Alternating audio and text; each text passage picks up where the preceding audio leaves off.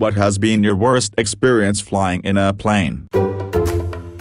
20,000 feet. The O2 masks come down. Long silence from the crew. Finally, the pilot comes on and says lots of electrical systems are out and we're landing at a small airport in 9 minutes. The descent was on full air brakes, which made the flight loud and shaking, with kids screaming because their ears were hurting, parents screaming at their kids to blow while holding their noses, adult behind us slapping his thighs shouting endlessly oh no. On no. But we got an $8 voucher for lunch at the airport while we waited for a new plane. On a flight from Philadelphia to Denver, late December 1990, as we get about an hour from Denver, pilot tells us a blizzard has closed the Denver airport, and we need to divert. We divert to a place called Gunnison Company. Gunnison Airport is small, not really set up for large commercial airliners. As we approach, I look out the window and see mountain tops on either side. The captain comes on and tells us to prepare for an emergency landing, meaning stow your stuff, buckle your seat belt, and assume the crash position.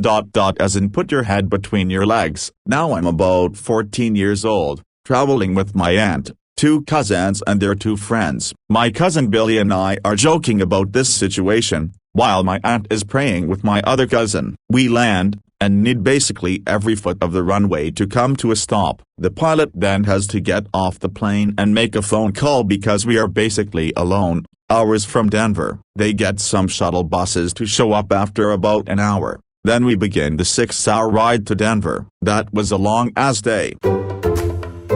Colorado here, blizzards are the result of a very specific set of conditions, namely, snowfall combined with fast gusting winds and very low visibility. Because this is really a perfect storm of bullshit, blizzards usually only affect a very small area at a time. While it was possible that there was snowfall in Gunnison where I landed, it was almost certainly not blizzard conditions. While interstates and large highways often close during big snowstorms, this is mostly a damage control measure. Lots of stupid people will underestimate the conditions and cause crashes, and the DOT wants to avoid that. A skilled and experienced driver, however, can navigate rough snowy conditions using small highways and back roads to reach a destination even in shit weather, provided that the snowfall on the pavement doesn't prevent vehicles from physically moving forward. Because of the first point, and because snowplows work fast as hell in Colorado, it's likely that the storm was over and the major roads were cleared by the time I reached Denver. Plane safety is way more anal than car safety. Even accounting for the above,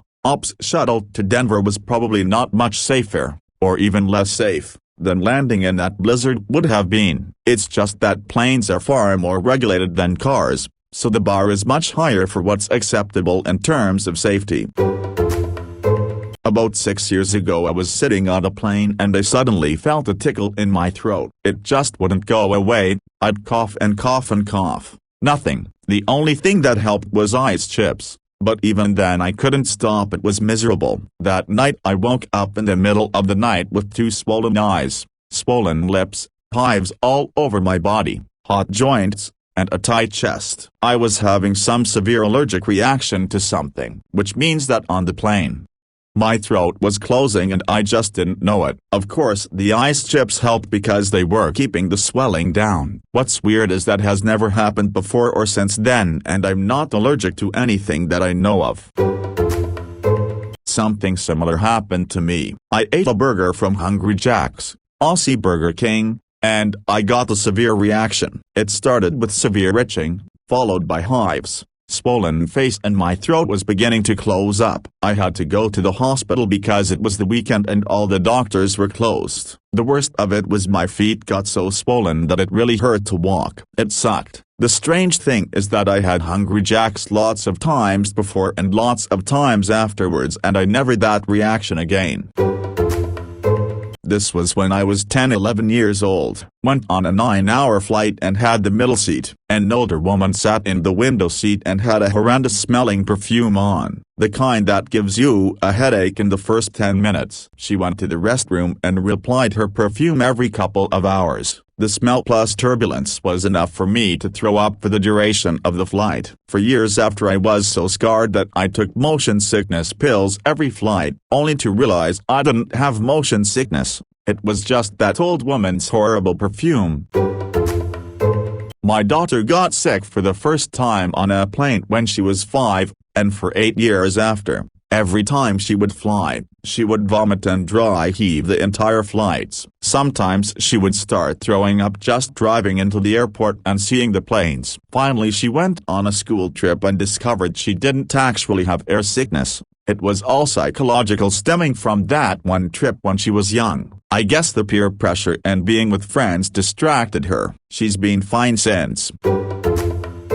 I was on a nighttime flight 15 years ago. All of a sudden, the cabin lights are turned on to full blast and the captain makes an announcement. You may be smelling a noxious odor. We have an electrical fire on board, and can't be sure how quickly it might spread. We are being diverted to the nearest airport and will be executing an emergency landing in 15 minutes. Please give your attention to your flight attendants as they instruct you in proper crash landing procedure. I would have thought there would be hysteria, but everyone became deathly quiet. I had my 11-month-old with me and was advised to hold him in my arms and assume the crash landing procedure as best as possible to shield his body with mine. Everyone on that plane thought we were dead. I was talking quietly to my baby, pointing out the window at the earth below and telling him how beautiful it all was. I didn't want him to die scared. After about 10 minutes and no catastrophic failure, we all began to relax a bit, thinking that the fire was contained or spreading extremely slowly. We all positioned ourselves for a crash landing.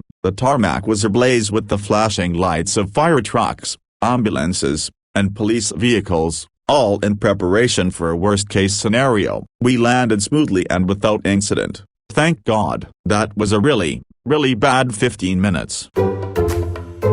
Same kind of small plane. Florida to Louisiana. Turbulence was shaking us up and down in our seats practically the whole flight. After battling so much wind, it had used up most of the fuel. We weren't going to make our destination. They had to open up a closed airport for an emergency landing to refuel. I've never been on a quieter flight where it was clear upon glancing around that we were all praying very loudly inside our heads. The fear was palpable. I wasn't sure if I should be glad my fiancé was with me so I could squeeze his hand in terror, poor guy, or be sad that he was going to die with me. After the refueling and emergency restroom visit for everyone, airport tried to refuse us off the plane. We landed safely at our destination and thanked the crew profusely.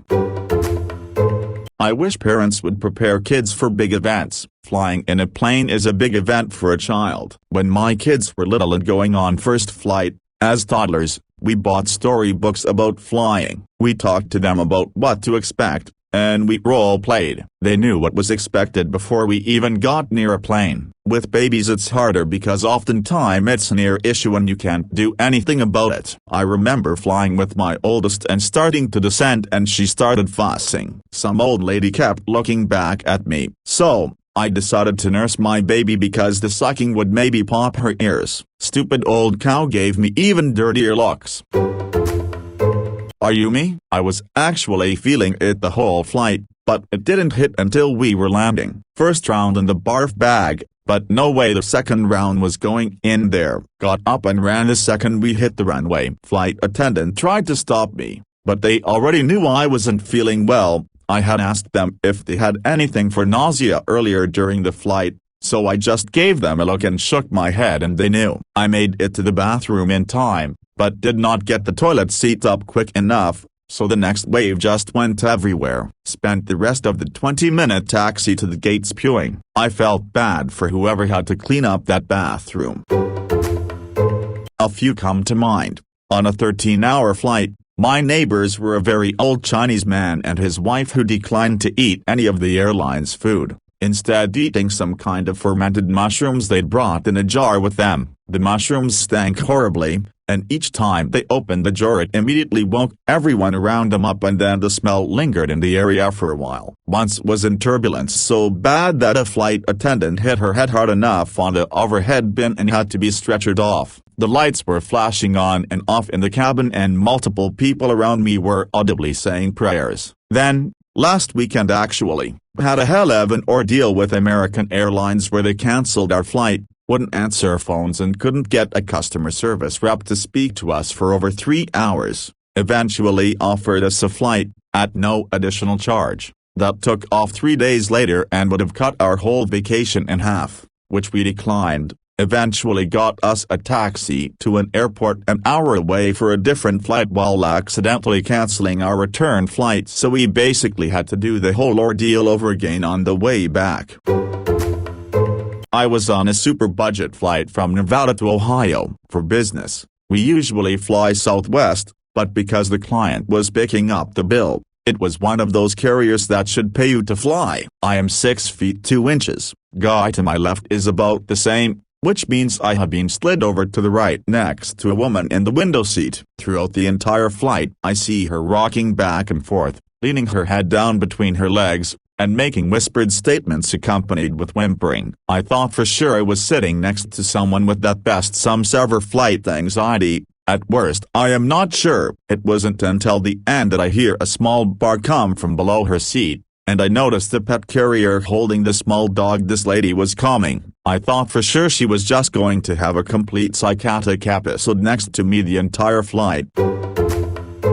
6-hour flight to the West Coast. Plane was very hot inside. Had 2 small kids behind me screaming and kicking the whole time. The row was 3 seats wide. My row was 3 sweaty fat people, myself included. I had the window seat. Behind us was the mother on the aisle seat with a toddler in her lap. The toddler would screech every couple minutes and would run up and down the aisle. The 2 older kids behind me spent most of the flight climbing on my seat and playing in the floor hitting my seat. Their names were super basic names like Jaden and Brayden. I learned through the non-stop arguing and screeching fights. The mom did nothing the entire flight, even with requests by the staff. She only said this is why daddy doesn't want us to visit. I don't get it.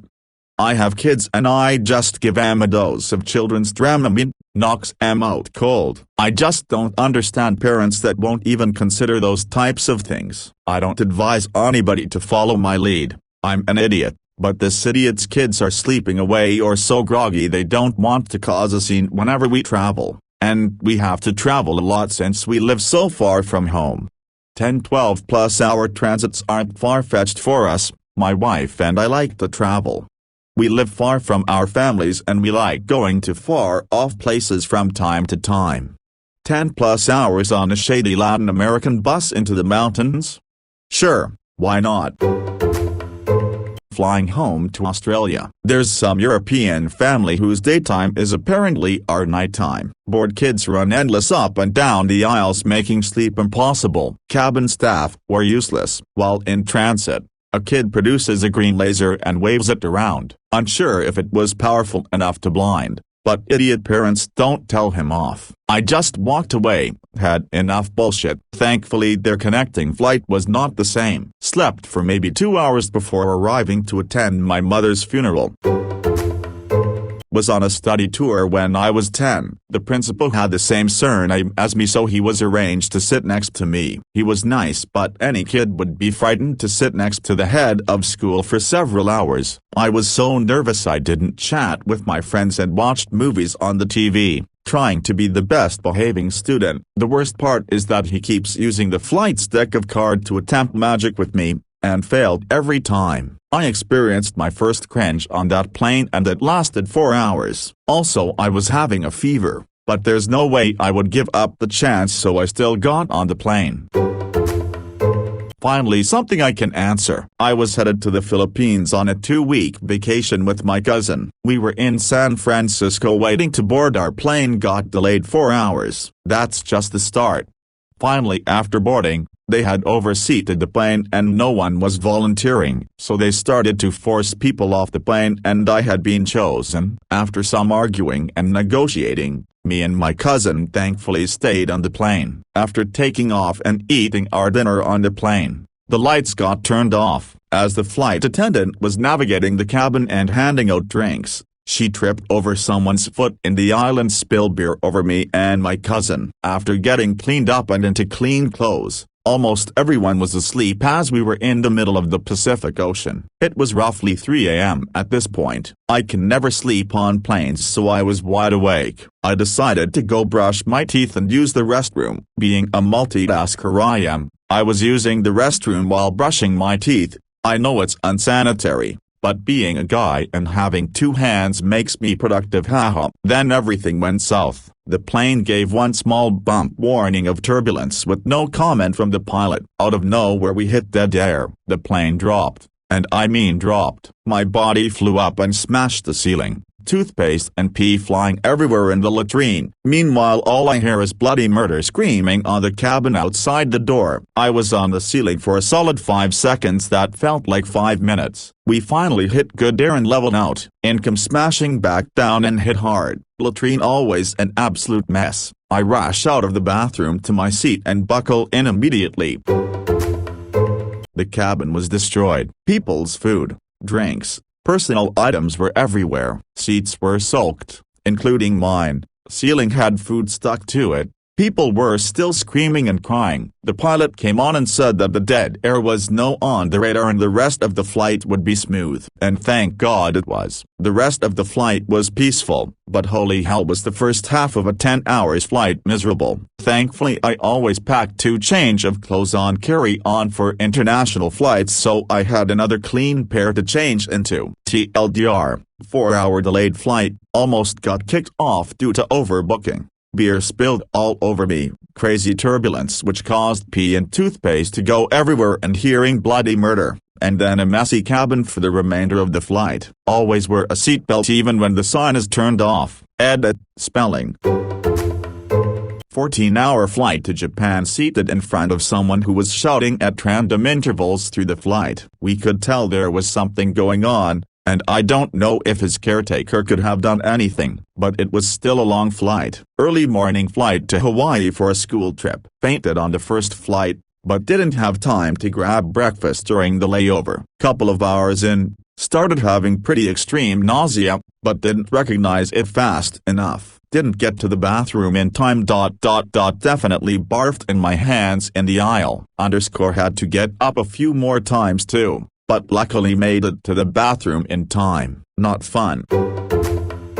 I had the same thing happen to me, and I'm 6 feet 4 inches tall. It was a 12-hour flight to Tokyo. While everyone was boarding, I was trying to find a way to even fit in that spot with my long legs. Then the person with the seat next to me, more legroom, showed up. She was a nice young lady from the U.S. Navy, barely over 5 feet tall, on her way to a base in Japan. She graciously offered to swap seats. She got the window she wanted, but I thankfully got enough legroom without having to amputate above the knee. I hope she enjoyed the flight and her time in Tokyo, cause she saved me 12 hours of extreme discomfort. I was seated in the front row, bulkhead seat. As the plane began takeoff and the G-force hit, one of the ovens in the wall and the galley just in front of me and to the right ejected from its usual place and crashed to the floor, tumbling into my leg. The oven was filled with empty metal trays, so the sound it made upon crashing to the floor was unlike any noise one might expect during takeoff. It was immediately followed by screams, utterances to an assortment of deities, and the sound of collective defecation as the unwashed masses behind me envisioned all manner of catastrophe unfolding. The ovens are modular and simply slide an end out for replacement, but they are held in place with screws. The previous flight had oven issues, so maintenance arrived and replaced the oven. They failed to reinstall the screws. On a flight from Warsaw, to Chicago, I was on a small regional jet. I was talking to my coworker in the seat across the aisle as we approached Chicago. One moment I'm looking face to face with him, then suddenly I was looking down at him. Right after that, I was looking up at him. We finally settled back into a normal cruising pattern, but it was a scary WTF just happened. moment. I don't think we came close to rolling over, but it sure as hell felt that way. When we arrived at O'Hare, where I considered kissing the tarmac, a fellow passenger suggested that we'd somehow been caught in the wake of a larger jet. Sounded plausible but not terribly reassuring. The best moment occurred after the pilot brought the plane back under control. The cabin was deadly silent, and the captain opened his microphone, cleared his throat, and said, "Sorry." He was a man of few words, I guess.